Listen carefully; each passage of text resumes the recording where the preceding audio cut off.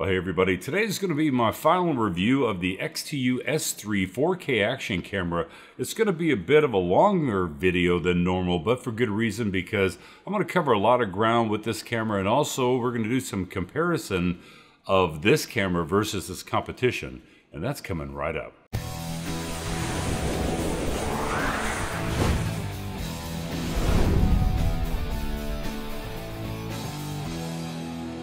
And by the way, just a quick little disclaimer, XTU, they did not sponsor this video. They did not pay me for this video. They did send me this camera and I get to keep it in exchange for my honest review of this camera. They do not get to see this video before it's published, and they have no say in what this video is going to be about. So now that that's out of the way, by the way, this video does have a sponsor, and that's going to be Artlist and ArtGrid, but we'll talk about them here in a little bit. So let's get to some of the details about this XTU camera, and is it really worth it? So let's talk about some of the quick specs of this camera. It has dual screens, which is nice for framing yourself during vlogging type of videos. It has a very responsive rear touchscreen, and it has a very easy to use interface. It's nice that it includes a 1/4-20 tripod mount on the bottom for those static shots if you want to put it on a tripod. Shoots video in a native 4K 30 frames per second, has really nice colors from the videos, although it's a bit oversaturated for my taste, but there's many people out there that really like that punchy GoPro color kind of look, so if you like oversaturated GoPro punchy colors, this is a good camera for you. It has good details in video at 4K with good exposure balance. Now on to audio. And today's video is sponsored by Artlist and ArtGrid, where you can get thousands of royalty-free and copyright-free music and video clips for Facebook, Twitter, Instagram, YouTube, and even all of your commercial projects as well. And once you download a song, it's yours to use forever. Click my link below to get an extra 2 months on your subscription. We're going to do a quick little test of the internal microphone so we can hear what the audio sounds like. 1, 2, 3, 4, 5. 1, 2, 3, 4, 5. Okay, so the camera's recording. I've got the external microphone hooked up. I've got the microphone volume inside the camera set to high. I had it set to high for the internal microphone. Now I've got it set to high for the external. Quick little audio test. 1, 2, 3, 4, 5. 1, 2, 3, 4, 5. The audio is really quite decent from the internal microphone, and the included external microphone adds a bit of more clarity to the audio, but it ignores some of the lower frequencies in your voices. The build quality is top-notch and feels very rugged in the hands. It's waterproof up to 5 meters, and with the included waterproof case, you can take it down to 40 meters per their claim, although I have not tested it down that deep, but we did take it down to 10 feet and it was no issues.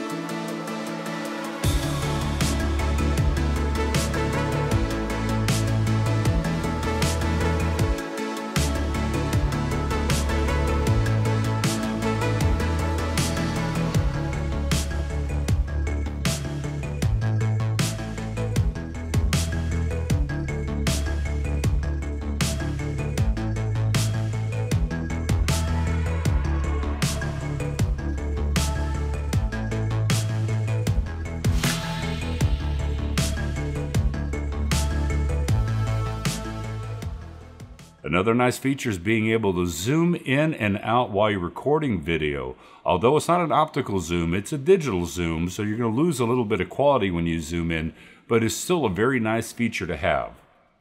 Now, I've had a few people in the comment section ask me if they could see some comparisons of this XTU S3 versus some of the other cameras out there. So I'm going to show you first some clips labeled A, B, C, D, etc.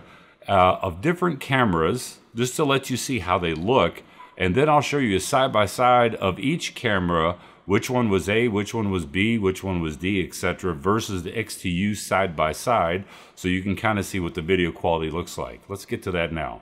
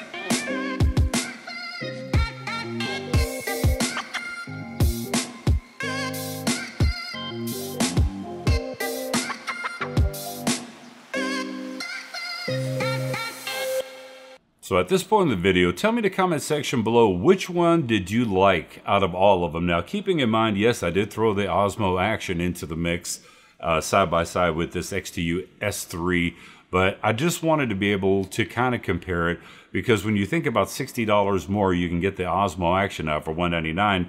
But since these are all dual screen action cameras, and the Osmo Action was the first one to have dual screens, I figured it's only fair to compare video quality side by side with this XTU. Now, of course, when you're talking about pros of a camera, and I've given you a lot of pros about this camera, there are a couple of cons.